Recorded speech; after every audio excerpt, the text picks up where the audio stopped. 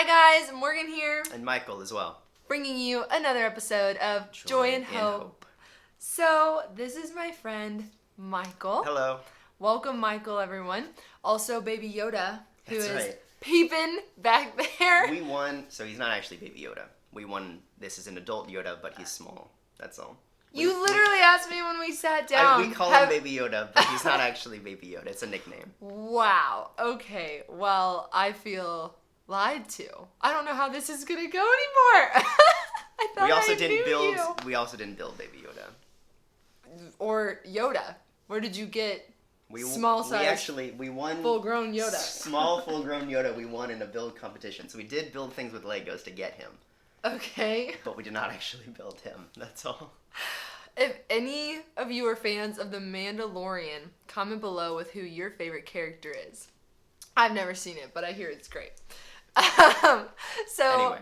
Anyways, moving on. This is Michael, everyone, and I am very grateful that Michael is here today because this is the second part in a two-part series called Waiting for the One. Just a quick recap. I don't remember what number it was, but whichever episode where we did part one of this series, it featured my friend Anne, and we talked about waiting for the one from a woman's perspective. And the reason that the one is in quotes is that as Catholics, we don't believe in a soulmate. It's not like God put some honing device inside of me. Is that the word? Is it honing or homing? Honing. Honing, okay. I was like, are you looking at me because I got the word I'm wrong? looking at you because you're talking, Morgan. Okay. I was like, whatever the word is. It's not like there's a honing like instinct in me for this one man somewhere out in millions of people and I just have to go find him and like that's the purpose of my life. Like God doesn't work like that. He gives us free will. We make choices. And we certainly believe that like his hand is on all the workings in our life and God knows because he knows everything, like if I'm going to get married and if so, who I'm going to marry. And I firmly believe that he puts these people and these circumstances in place. But we don't, as Catholics, believe that, it's just like you two are made for each other. And fate or anything like that. Not fate, not destiny. There's this it's a good movie. This movie's Serendipity. Nope, we're not talking about that. Like, this is different, but we're still calling it The One because it's a cute title. Yeah. So, Waiting for the One. Sure. But today is going to be a man's perspective. Waiting for the one from a not woman's perspective. Woman's perspective. I mean, when I was in high school, I think I've told you this story before. When I was in high school, I went on a retreat because our whole class went on a retreat at this particular high school. And we broke up into, like, boys and girls for a portion of it.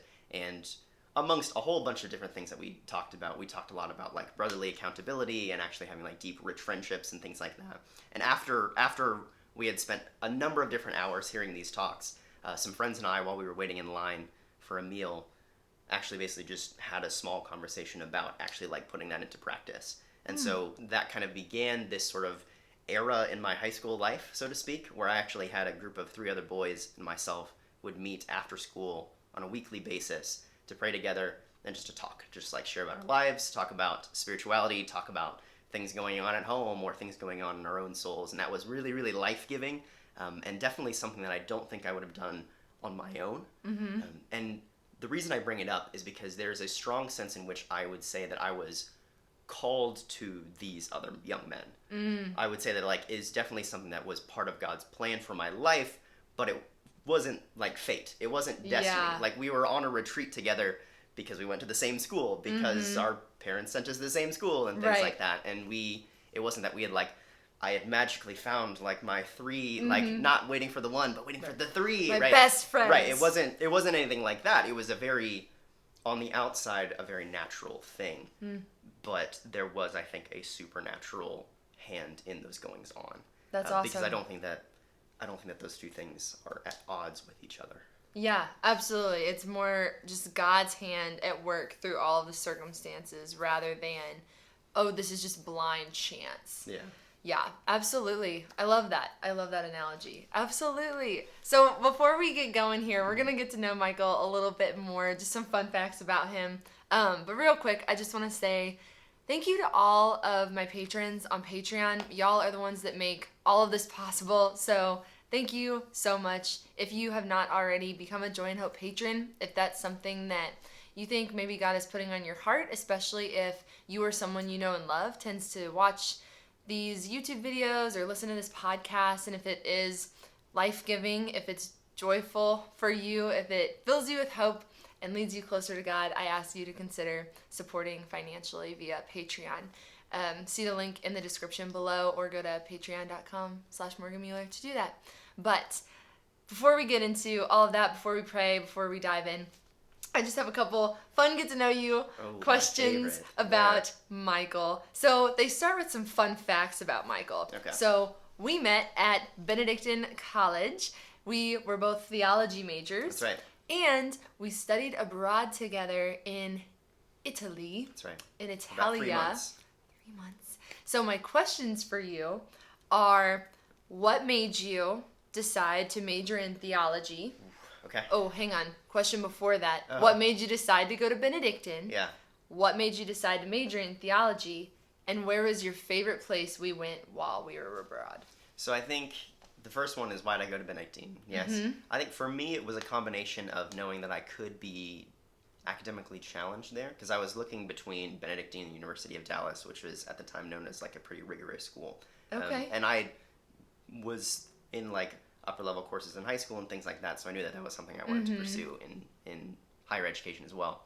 So I went to Benedictine in part because of the honors program, and in part because I knew that there would be some kind of like enriching intellectual challenge to that, but also having it underneath an abbey and having it with like a really rich, vibrant like a Catholic culture and things like that was something I found very attractive, and it was vaguely close to home and things like that. So it was a combination of things for sure. Super cool. As far as majoring in theology goes, religion in general has been something that I've been interested in for pretty much all of my life. I mean, even like Greek and Roman mythology and things like that.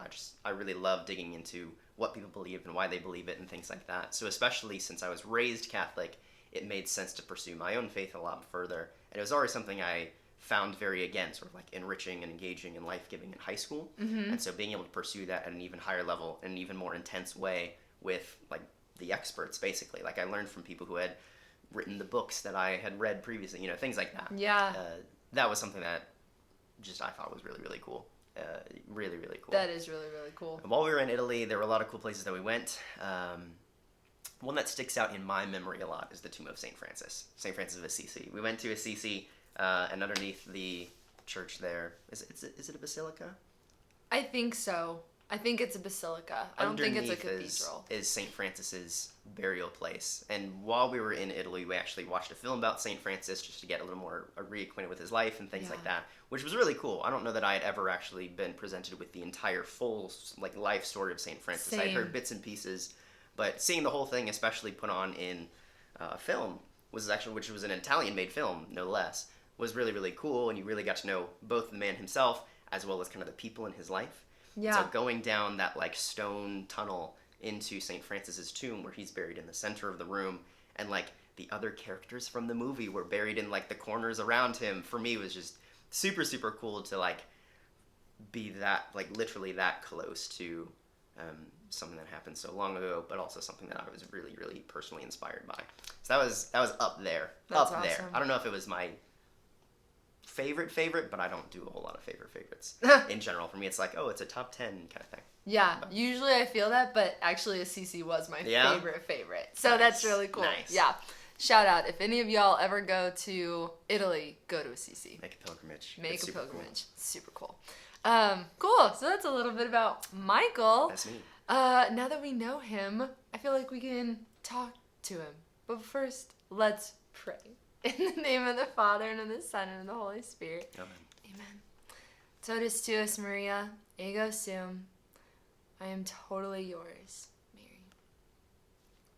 So, now that we know a little bit more about Michael, we can hopefully trust his judgment regarding theology and all of that good stuff. Michael is one of my favorite people to talk about God with. He recently did a webinar series for our friend group just because it was on his heart, and it was like soul inspiring for me, like soul enriching. Like it was just super cool. One of my favorite episodes, Gonna just make me quick fun blush. fact, one of my favorite episodes that he did was about heaven. Like just really cool, random thing. Because whenever you think of heaven, it's like so easy to just think of fat babies with wings and harps and golden streets and halos and whatever. And even though some of that kind of sounds cool, Yeah.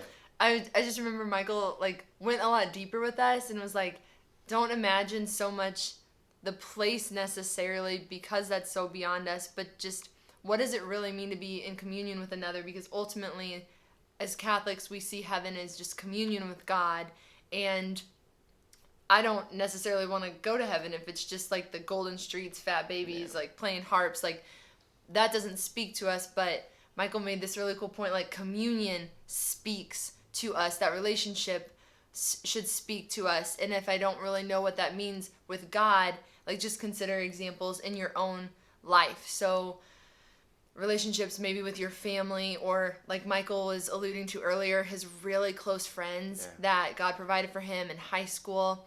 um, those moments where maybe you're having a really good heart-to-heart conversation, or if you've ever been in love or if you're married, like just that intimacy with your spouse, and like you just don't want the moment to end, but it inevitably does, because we're on earth, we're human beings, we're bound by earth and time. But like in heaven, to know that that communion with God will never end. Yeah. Oh, it was awesome. And that's like exactly what we're talking about today, is like this like will of God for man and woman, and just the natural vocation of marriage, and how beautiful it is, and how that is exactly what it's made to do, is mirror the Trinity. Even though religious life is a higher calling in the sense that it is more rare, it is already in a sense living in heaven because you're bound with God alone. Marriage is actually a more perfect like realization of the love of the Trinity, though, even if it's not the higher calling. And when I heard that in college, I just thought that was amazing, because for a very long time it was just tempting for me to think, if I'm not a nun, I'm somehow less Yeah, than. you're selling yourself short, holiness Yeah. wise. Yeah. Yeah, No, like know what you mean. I believed that lie for so long. And so today, I'm really excited that Michael is here, because he's going to share a little bit about all of these things, but from a guy's perspective, which maybe some of you don't get as often. I know that sometimes it's easy to get on YouTube or listen to podcasts, and it's just women talking about like waiting. Sure, yeah, Oh, I yeah. haven't been asked out. Oh, I really want to be married. But at least for me, I don't ever really get to hear what guys' thoughts are It's on out all there. of that. It's out there on Oh, the internet. I 100% Maybe it's believe just that, it like, is. with like a man's ears, you kind of Yeah. just you hear it a little bit more, or you retain it a little bit. I don't know. Yeah, maybe. I definitely haven't never heard it, but I'm interested to see what you have to say. So Michael's going to start us off here by... So we're going to allude a little bit back to the episode with Anne and a similar structure. So just like Anne and I began by discussing, what does it mean, first of all, to be woman? What does it mean to be woman in general? Let's start there. Michael's going to start us off with, what does it mean to be man? Which is a big one. Which is a big one. So there was something that I kind of found frustrating for a good portion of my life, where oftentimes we would be talking about what does it mean to be a man if we were on like a retreat or something like that, right? And they would split up between boys and girls, or whatever it might be. There's a lot of conversations about what does it mean to be like a good Catholic man or a good Christian man. And one thing I found frustrating was that almost always it was just, well, just be a good human being, you know what I mean? Which is, there's truth to that. It's good that that is like the angle that a lot of people approach it, because I think for a lot of guys, yeah, like they're really hyperfixated on this idea of being like manly and things like that. So sometimes it is good to take a step back and be like, okay, like the central part of being a good man is just being a holy person. Like, in fact, when we describe holiness, the elements of holiness, we describe them as virtues, which the word virtue literally comes from the Latin word vir, or vir, depending on your pronunciation, which literally just means man.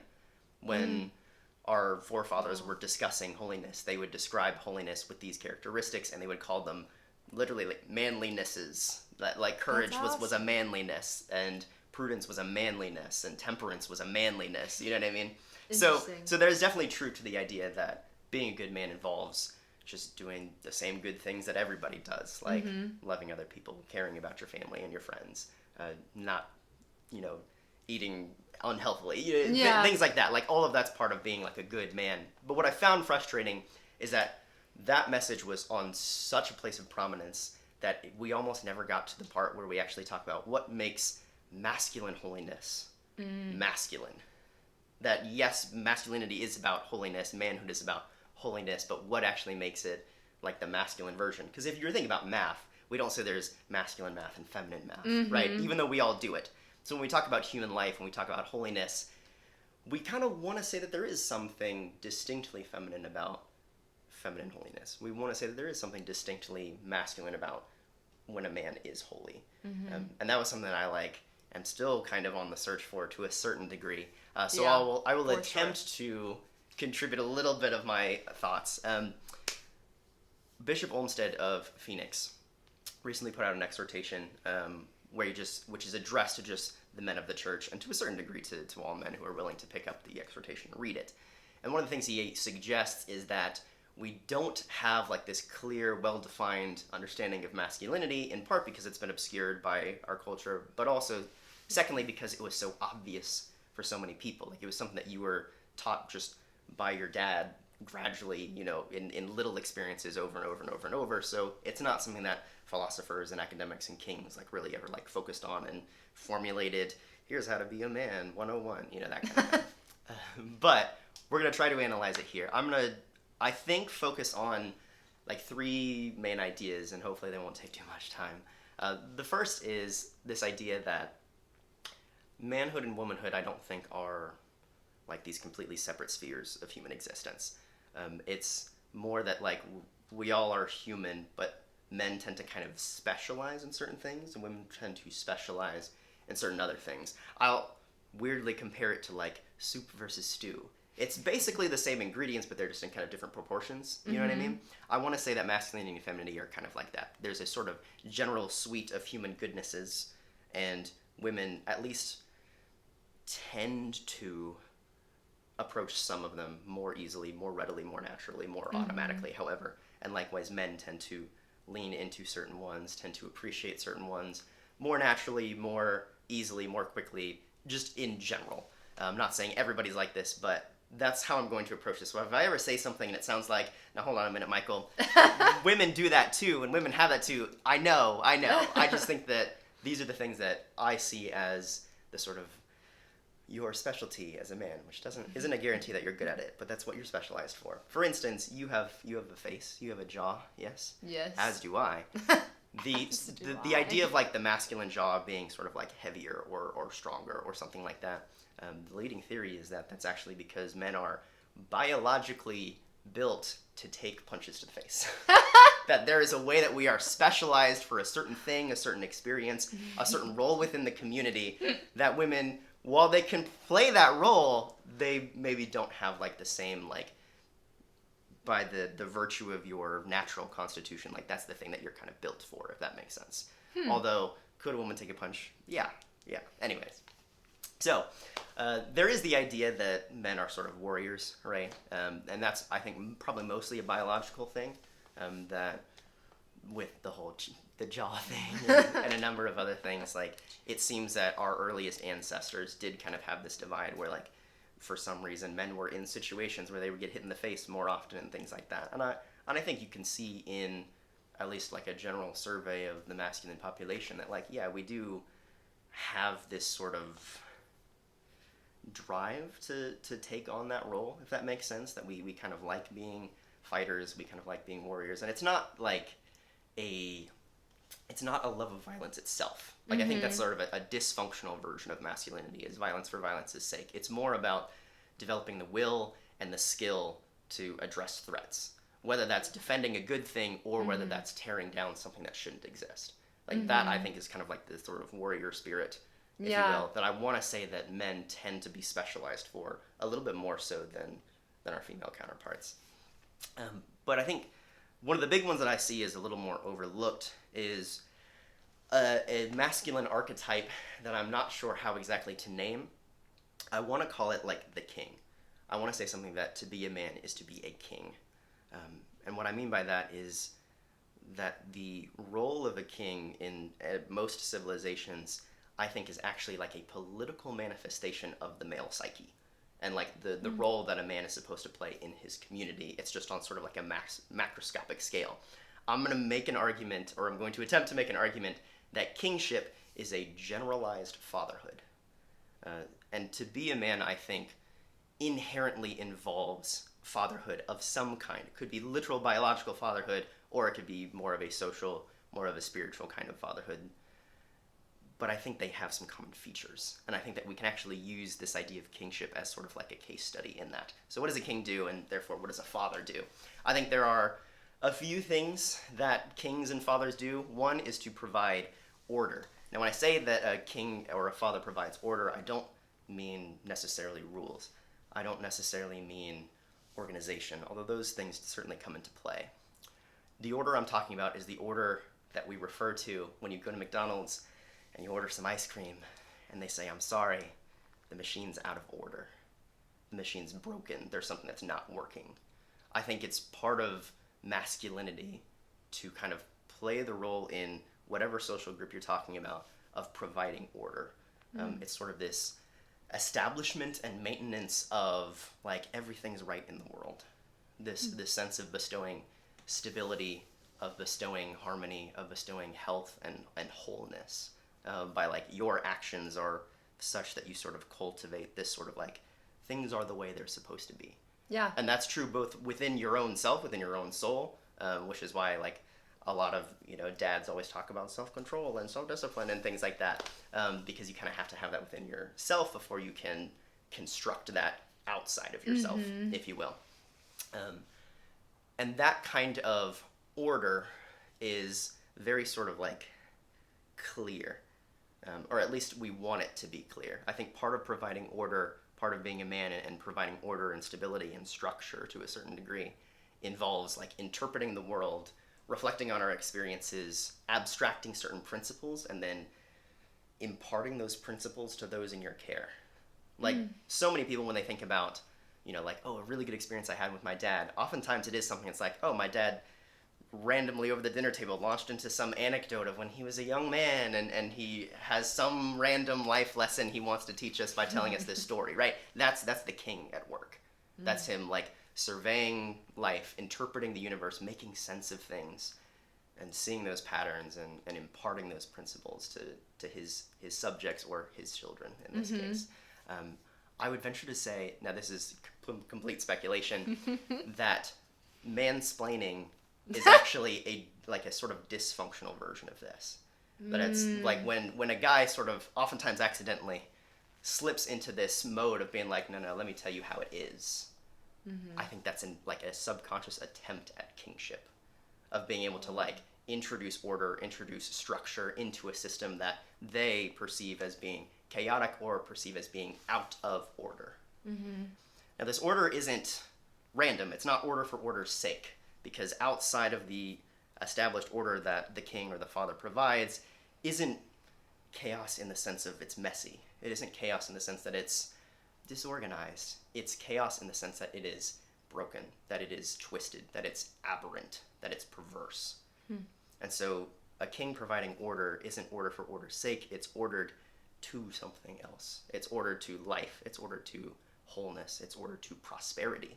Like the king in a society is charged with the prosperity and the protection of that prosperity of the kingdom. So too, I think a father brings a certain sense of structure, stability, peace, prosperity to his household, if you will.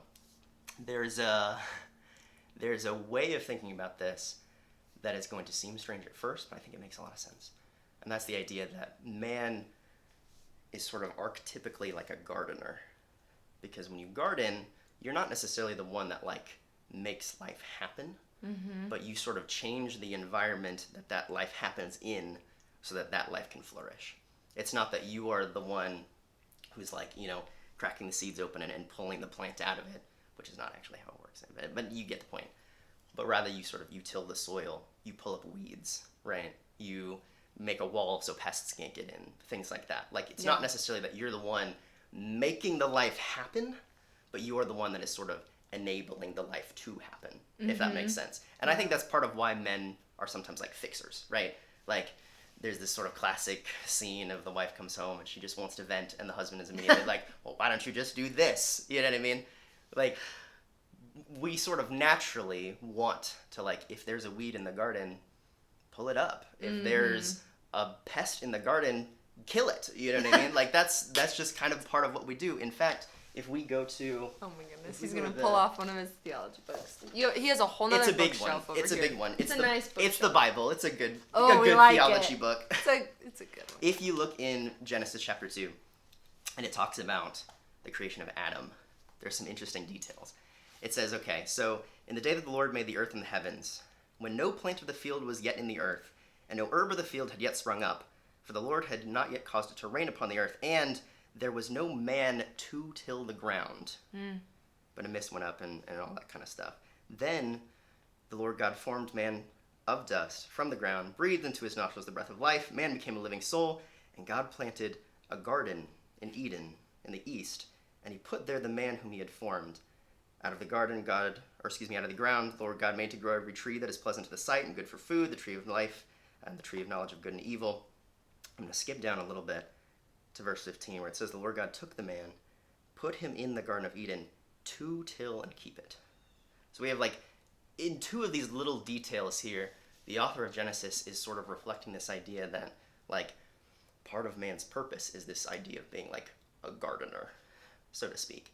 That Adam, from the beginning, is sort of charged with the preservation of life, the maintenance of order, of stability, of structure, of cultivating an environment where life can flourish, right?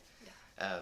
That's awesome. I was so hoping that's where the analogy was going. It gets there eventually. Great minds think alike, yeah. And so I think that is definitely something that's central to the heart of a man. I think that if we were actually, like, examine it, aside from just like, oh, you gotta be tough, you gotta be, fast, you gotta be whatever, yeah, right? that's more macho. Yeah, I think that, like, underlying that, those things are supposed to be tools and dispositions and skills that help us do that thing where we create a place of life.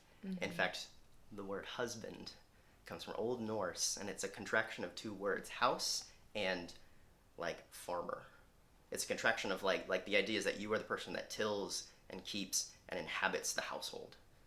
Like even in the word, when you say you're waiting for the one, when you're looking for a husband, you're looking for the one who's going to play that role within the house that you, That's awesome. the house that you have, the family that you make, that kind of thing. Does That's that really have this beautiful. role of protection, of structure, whatever, all that kind of stuff. And there are plenty of other things that I think are wrapped up in masculinity, but those I think are the Those are the big ones. That I think is like a big one that is overlooked, and the one I think is I love helpful that. to focus on. That's amazing. That is so good. So, yeah, thank you, Michael, Yeah, for you're sharing welcome. all of your beautiful thoughts. Praise God for that. So, going forward from there, talking about what does it mean to be created man. I want to just pick your brain on one of the Sure. things you said at the very beginning, because I think it would be really good to just take a moment and explain that, especially whenever you were saying the stew versus the soup, Yeah. the fact that it is sad that masculinity and femininity are just so often misconstrued now and not respected, like the different genders. How would you say, okay, let me rephrase that. Okay. Would you say that masculinity and femininity are on the same spectrum, and that they're like one continuity, and that here's man, here's woman, and whenever Right. you're created, you're just somewhere on this scale? Or would you say that there's masculine, like there's male, and there's Right. female? What would you like? You mean like are not they, like, are well, they that was separate, weird. or is there That was weird. a I didn't spectrum? mean to make like guys above girls, Okay. nothing like that. It was just like, are they separate, or are they just like this one? I don't necessarily know that I think that they are dispositionally separate. Okay. I think that biologically they're separate. Like, yes. normally when somebody is not clearly male or not clearly female biologically speaking, it's, we don't just say like, oh, well, they're, like just somewhere else on the spectrum. Usually we say like, this is kind of like a developmental abnormality. You know what I mean? Like, this isn't what their genetics are actually trying to do. There's some other thing going on that's like causing them to develop both systems. You know what I mean? So I think on a biological level, yeah, I would say that we are separate, but kind of like the jaw thing. You know what I mean? Like, even though there are certain things that are exclusively female and certain things that are exclusively male, there are more things I would say that are shared between us. Cool. And I don't know if I would say that those are on a spectrum, because that kind of makes it sound like the more feminine you are, the less masculine you are. Yeah. And I don't think that's quite how it works. Yeah. either. No, I don't like that so, like, either. I think I heard yeah. in a talk one time, like, that's not, like, what we believe. That's not the truth, that it's this. So I mentioned that, like, there's kind of a whole suite of skills or dispositions or talents or whatever, and I think, like, we all have the same, like, core characteristics, but we maybe just have, like, our emphases are in a little bit of a different place. I think that in order to become, like, actually a really good man, you get to start with, like, 5 in this category and 4 in this category, but only like 2 and 1 in those categories. Whereas a woman gets to start with 5 and 4 in those categories, but 2 and 1 in these other That's ones, fair. right? But I think that in order to become a successful human being, you have to kind of be able to, like, be integrated. So, like, as a man, you actually become more what you're supposed to be when you bump up those other skills. And I think part of the reason we have complementarity between male and female, part of the reason that our families are made to have male and female in them, is specifically so that we can learn from each other. And so that when I become more feminine, it's actually like strengthening a part of myself that was previously weaker. I'm not less of a man now, I'm almost more of a man now for having learned, from having gotten in touch with my feminine side, if you will. I think that's how I want to say it. I don't want to say it's a spectrum, because that makes it sound like the further you go this way, the more you leave that behind. No, I really like that. I really like that. So since you were just talking about, learning from, like, man, woman, learning from each other. So again, that's what we're talking about today. We're talking about marriage. Yeah. So I would say let's, like, dive more into that now. Sounds good. So I'm not going to share Michael's story. Michael's going to share Michael's story, obviously. But we're going to, I'm just going to ask him to share a little bit about his personal experience on his faith journey and vocational journey, what that's looked like maybe over the course of your life, not the 2-hour version, but like, like, what does that look like for you? Do you believe that you're called to marriage? Are you still waiting on that, like, call? There's a lot of different ways you can say it, phrase it, etc. I don't know what's best, but if you wouldn't mind, like, sharing your story a little bit, and, like, I think my story is kind of boring, to be honest. That's a lot okay. of people, I think, have these really, like, incredible stories of, like, oh man, I really thought I was gonna do this, and then surprise, God did this other thing, right? I think my spiritual life is so much just of, like, you take little baby steps at a time, and God reveals things very piecemeal to me. To the point where one of, like, the few things that God has actually, like, given me some progress on, or at least the things that I've actually cooperated on God giving me progress on, is the idea of not trying to discern too far into the future. Yeah. If that makes sense. When I was in high school, this would have been well after the retreat I mentioned earlier. I met a girl over the summer doing, like, some youth group volunteer stuff, and she was really cool. We're actually still friends to this day. But she was really cool. She was really cute. We got along. We had a good time talking, all that kind of stuff. And as the summer kind of went on, I was, like, considering, like, oh, should I just ask her on a date and that kind of thing. I was in adoration one time, and I was, like, I was so on the fence that I was at that point where I'm just like, okay, God, you need to just, like, tell me what to do here. You need to just tell me yes or no, and I'll go for it and that kind of thing. I prayed life to you, Davina, before the Blessed Sacrament, and it was on the call of, I don't remember, I think it's Andrew and one of the other of the 12. And they're disciples of John the Baptist at first. So they have this sort of, like, active pursuit of the will of God and that kind of thing. John points out Jesus to them, and he says, "Behold, the Lamb of God." And so, as you can imagine, they're very interested in this. And so they go over to Jesus and they say, "Jesus, where are you staying?" And like the thing that really stuck out to me in my prayer was when Jesus says, not, "Oh, well, I'm staying at 127 Straight Road in Jerusalem." No. Jesus looks at them and he says, "Come and see."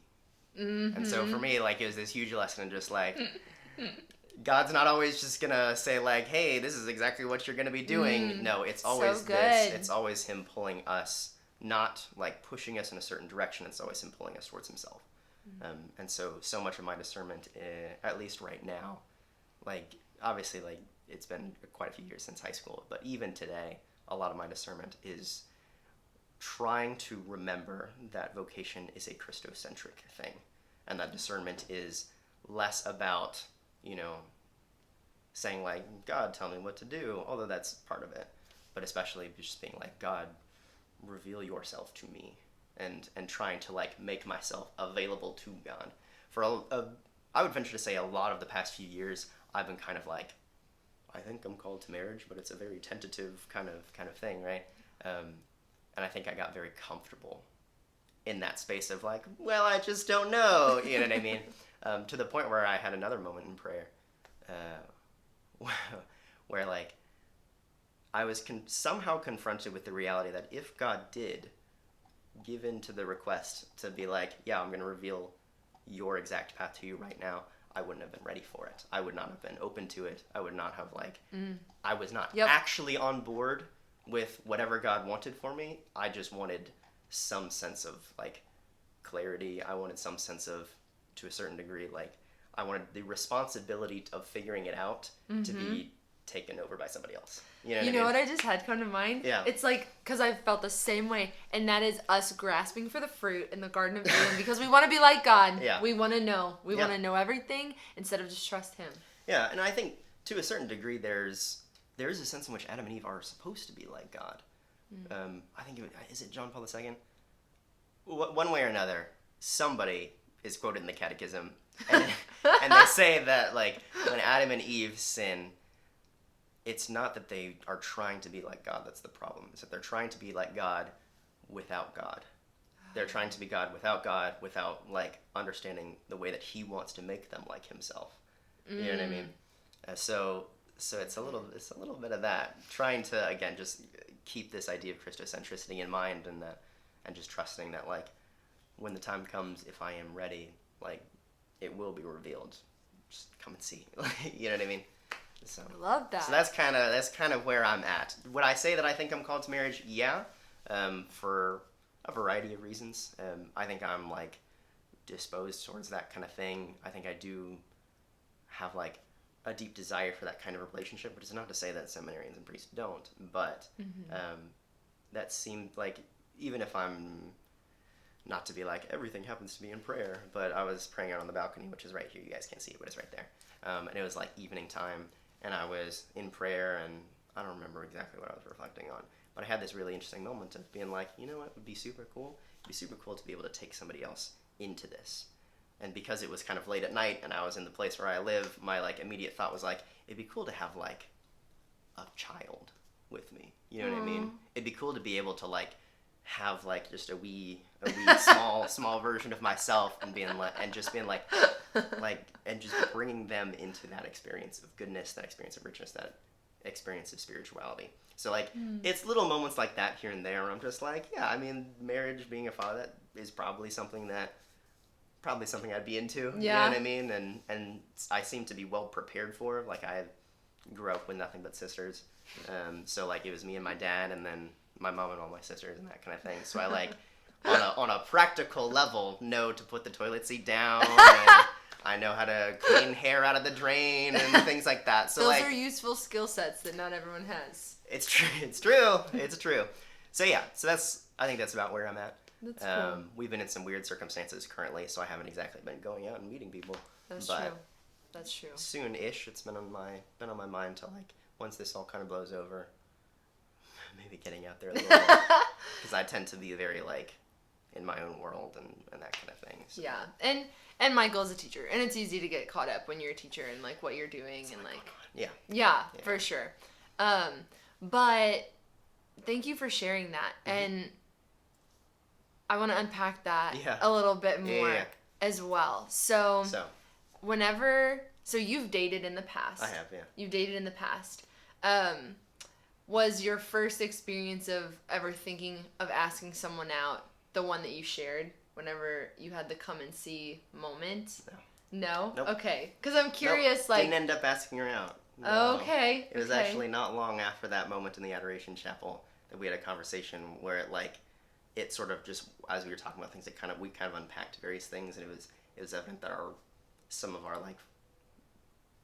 values were just a little bit different. You know what I mean? And so that kind of stayed my hand for the time being. Gotcha. But you have dated in your life. So what were those times like? Like, what led you into that? Yeah. Was it just this feels right, and so I just did this? Or was it like a prayerful experience? I know that I've had conversations even with Brother Levin this summer about it's not exclusively like the guy that has to ask girls out, right? At least in the beginning, or say something at first. But what was that like in your experience? I want to say that the times that I've dated, I don't know that it wasn't like a moment of prayerful revelation and that kind of thing, as much as it was a kind of boots on the ground kind of discernment, if that makes sense, where it was very much on the go, so to speak. It wasn't I came back to and then just thought about it for days, and then it's not I went on a retreat and then decided to it wasn't quite like that. It was people that I was already friends with and was to a certain degree already working with. In one instance in particular, we weren't employed together, but we were doing some volunteer work together. Gotcha.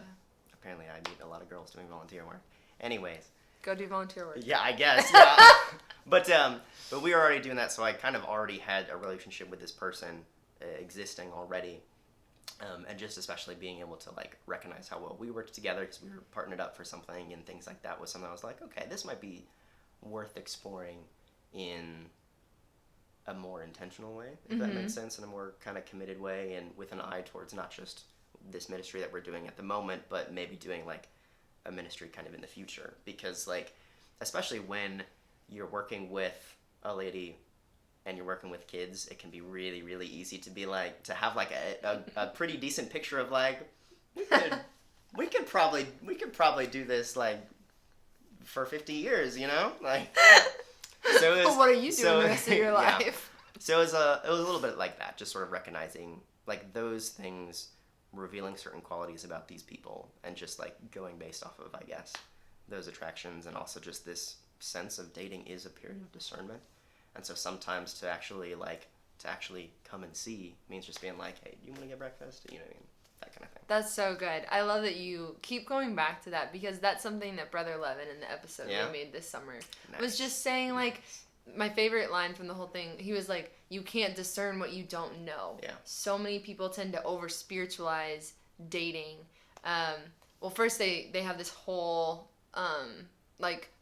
dilemma of, am I supposed to be a priest, or am I supposed to be a father? Am I supposed to be a nun? Am I supposed to be... And, you get so caught up in trying to figure it out and just know the plan rather than enjoying the journey, going with the flow, come and see.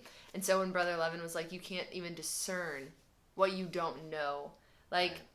You have no idea if you want to be a priest or not. You've never been in seminary. Yeah. You have no idea if you want to date this girl or not. Yeah.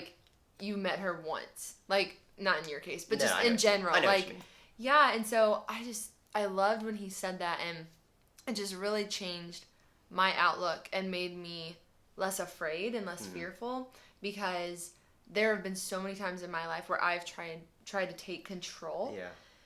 Whether that was thinking I was called to religious life and just trying to figure that out so much, and just to know what was coming next, or even when in the past, if I was approached by a certain guy and he was expressing interest in me, it was oh, well, how old are you, and this and that, and if you don't meet all of these qualifications, you have a clipboard at the ready. You're okay, name. Yeah. Oh no, but it's so true. For girls, I can't. I'm sorry if this is your testimony. I can't stand the testimonies of those women who are okay, I made this whole list. for my future husband, and I prayed about it. And then, because I named all of these desires down to he plays guitar and has a dog, Wow. like, all of them were granted. And, like, you should go make a list and you need to name exactly what you want because God will do it and blah, blah, blah. And it's like, are you freaking kidding me? Like you're Sure. gonna be insistent, like, he has to have a dog. And Right. he has to play guitar and he has to, like, I don't know. I can't stand that because it just leaves no room for the Holy Spirit to work. And I've had so many conversations with people this year about, again, like, a way that I believe the Lord revealed this to me this year in the last several months. Just, like, the purpose, at least, like, in my life, if it would be a husband. Like, my husband is not my servant. He's not, like, gonna know my every thought. He's not gonna cater to my every whim. He's not gonna say everything that I need to hear all the time. He's not gonna be perfect. Like, that's not the point. He's not gonna satisfy my every need. One, no one will. Only God will do that. Right. But even on a more human level, like, there are parts of me that, yes, like, my husband would bring out, but that my mom can only bring out, or that my best girlfriend can only bring out, or even in a way like you and me doing this video, unpacking, like, this topic in our friendship, like, we're bringing something out of each other that like no one else can or will. And so, like, it showed me that there's so much more freedom in a romantic relationship than I ever thought, because I thought I was gonna have to find this person who's checks gonna all the boxes. who's gonna check all these boxes. And it's like, that's not actually the purpose of this person. Like, absolutely, you want to be running to heaven together, but it's not just gonna be the two of you. We're not gonna elope in Vegas heaven. Like, we are headed to heaven with, hopefully, like, our entire family and every one of our friends and anyone we encounter during the day. Like, it's so much more, again, going back to that communal aspect of, like, how God intends relationships to be. Like, I remember in high school, I don't know if it was on a retreat or if a priest once said it to me, whatever, but someone once said, like, Morgan, your relationship, so, like, I was dating a guy at the time, they were like, your boyfriend, like, should bring more life into your life. He shouldn't take away from time with family or friends or make any of those things less meaningful. Like, when you meet someone who brings more life into you, it actually, like, only increases all those other things. So, kind of like earlier, I loved whenever you were saying, like, you know, if I had, like, a wife or whatever, like, I'm not becoming less masculine if she, like, helps increase things in me that she, like, has strengths in. Like, I'm going to become more of a man. I'm going to become more of myself because Jerry Maguire, you complete me. Sure, not perfection, because only God. But you know what I mean. You know what I'm saying. Right, and oftentimes, especially for people who are called to marriage, like, the way that God does perfect you does involve your spouse. You know what I mean? Like necessarily, that's why you're called to that in the first place. And I do think I like what you say about, especially the idea that your spouse, you're the one, is not supposed to, like, tick all of your boxes. It's not supposed to be something that you have, like, a certain set of demands and they are able to meet them. It's not that, like, you have a job opening and they have the best prospects, that kind of thing. I think I want to share something that might be a little complicated. Okay. But I think it makes a lot of sense, and I'll try to verbalize it in a way that hopefully also makes sense. So, one of the things I have been kind of saving about, like, what makes a man really a man is, of course, Jesus Christ. In the exhortation that I mentioned earlier, the Bishop of Phoenix says this. He says that, like, when Pontius Pilate brings Jesus before the crowds when he's been arrested, and this is just after he's been scourged as well, he says, like, behold the man, right? And so the bishop kind of takes this as, like, a weird cue that, like, if we understand Jesus Christ, we understand masculinity, because he is God made man. And it's not that he's, like, God made this, like, androgynous intersex human being. Like, he's specific. Like, Jesus Christ is, like, a man. Male. And so, like, there is a certain something that men can learn from the example of Christ that speaks specifically to our vocation as masculine human beings. You know what I mean? And so in St. Paul's letter to the Ephesians, when he talks about husbands and wives, he says, okay, y'all gotta be subservient to one another out of reverence for Christ. He has this sort of general word of advice, like all married people, you gotta be the other person's servant. Like you gotta serve them, you gotta make them your priority, all that good stuff. And then he takes like a second to specifically address the men who are hearing his letter. And he says, okay, men, love your wives as Christ loved the church, handing himself over for her so that she might be holy without blemish, so he could present the church to himself in splendor, all this good stuff, right? He specifically says that, like, part of the role of the man is to be Christ. Like, and not just in, like, a universal way, to specifically be, like, the masculine Christ. And that there is, like, this certain sense of sacrifice that's involved. When I was, again, in high school, I was at Mass.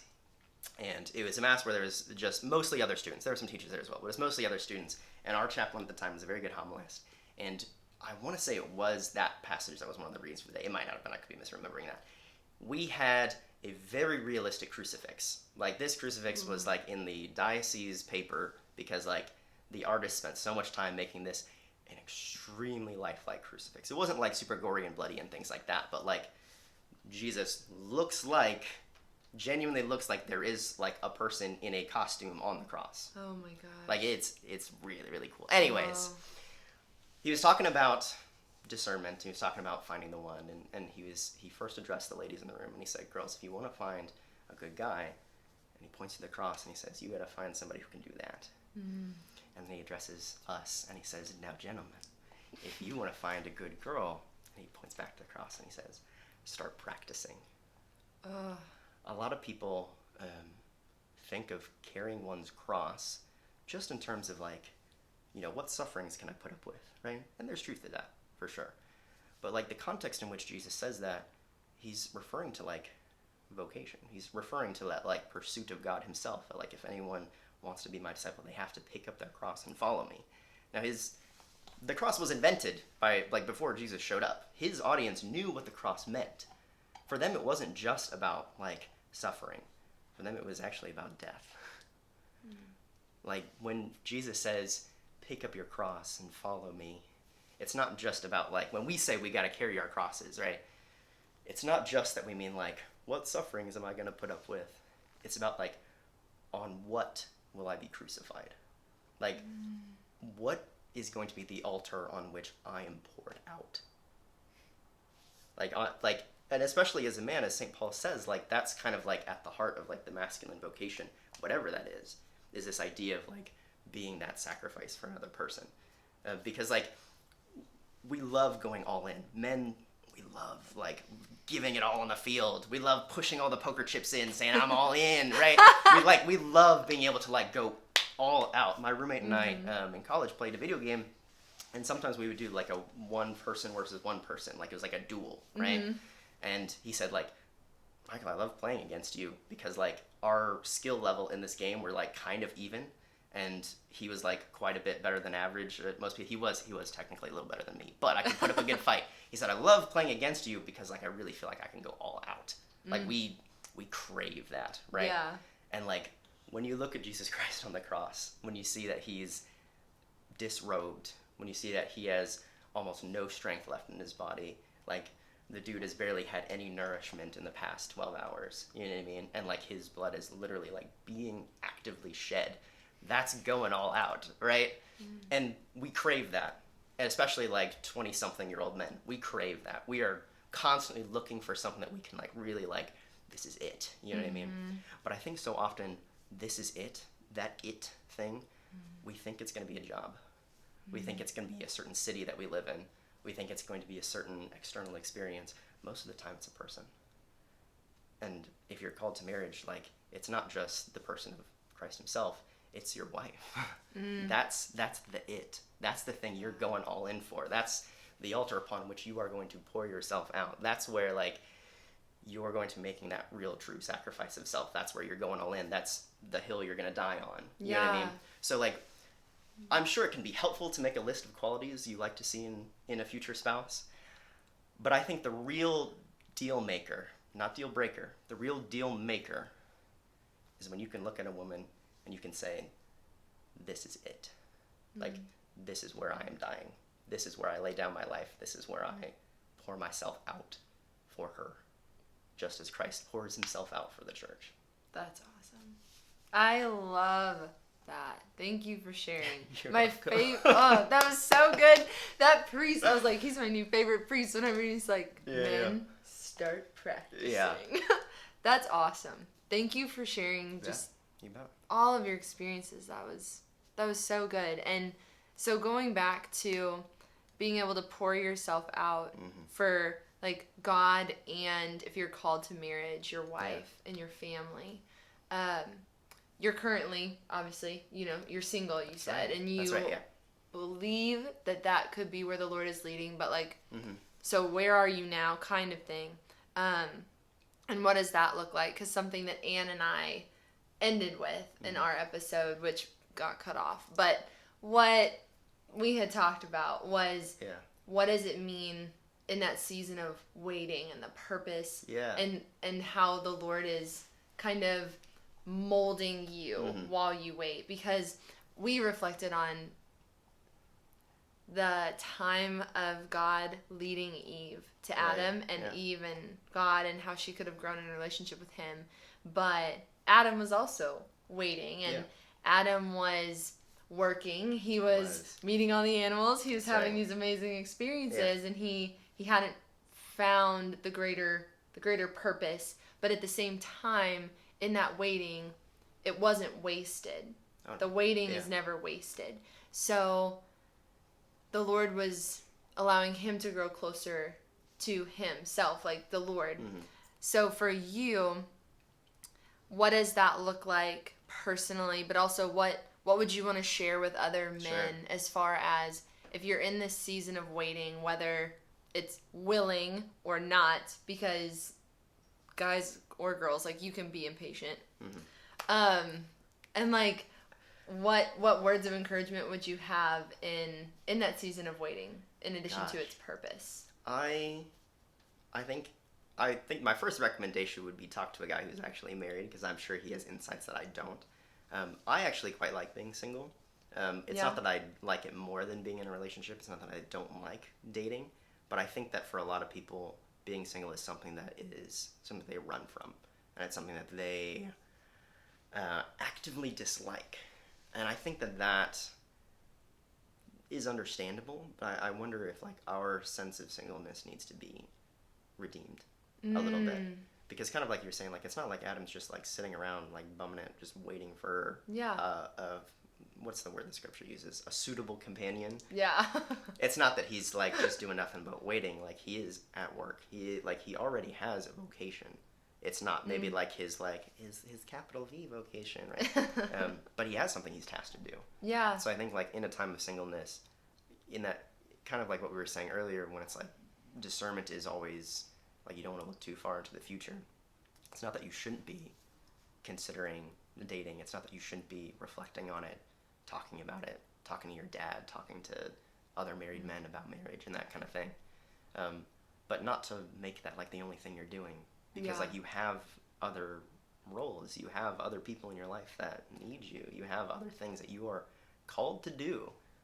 And I think, when we say that Adam is like given this job in the Garden of Eden, like, it eventually is supposed to lead him to Eve, but it is good in itself. You know what I mean? Like, like taking care of the Garden of Eden is something that is good in itself, and it does prepare Adam for his relationship with Eve. Like, any time that you are growing closer to the Lord, like, you are being prepared. Like, any time, like, if God has a mission for you, and he does, like, that is going to be a necessary part of your relationship. When Jesus calls the 12 and he says, come and see, it's not just this random, like, oh, let's just do some random thing for a while. It's like, no, like, all throughout the way, on almost every step of the journey, he's preparing them to like take over. Like, he's preparing them for their mission.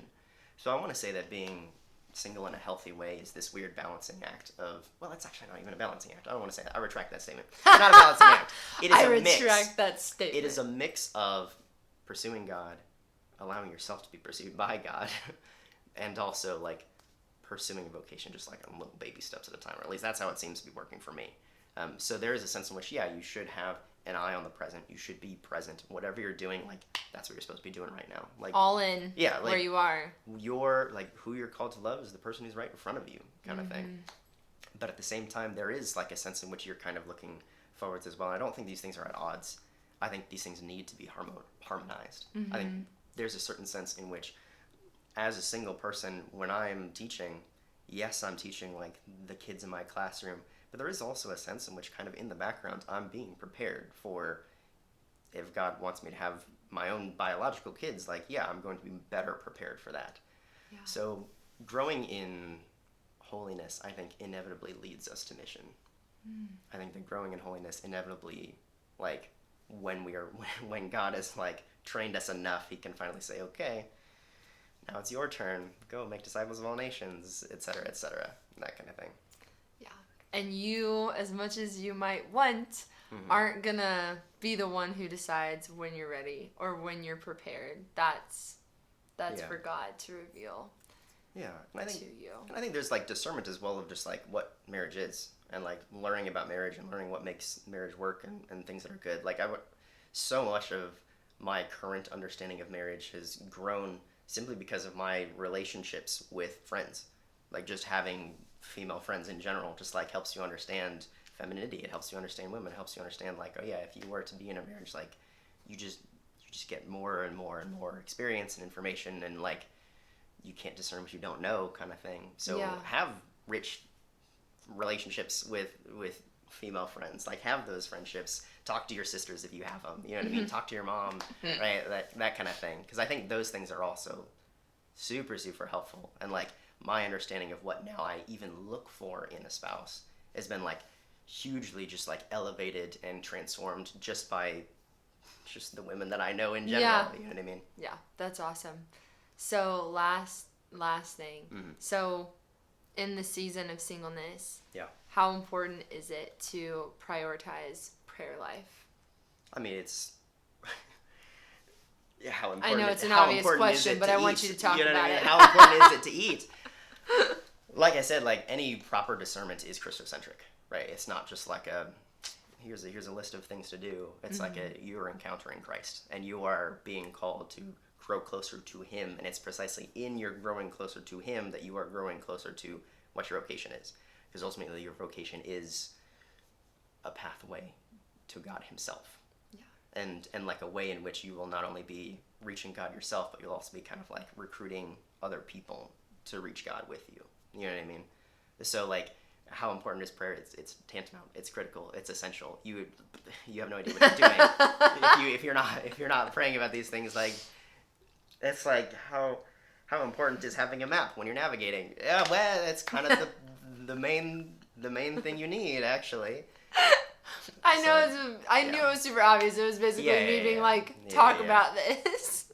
Right. I mean, like, if you wanted to think about it in terms of growing physically stronger, athletically better, you know what I mean? Like, people say, like, yeah, there's a certain sense in which you got to do exercise and things like that, but you also, like, half the equation is just how you eat.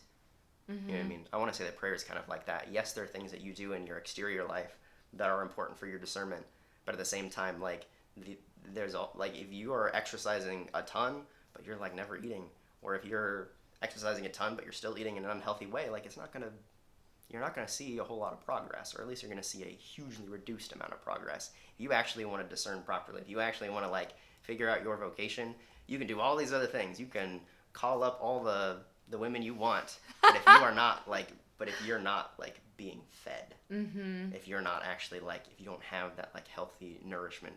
Yeah. You can't give what you don't have. Yeah.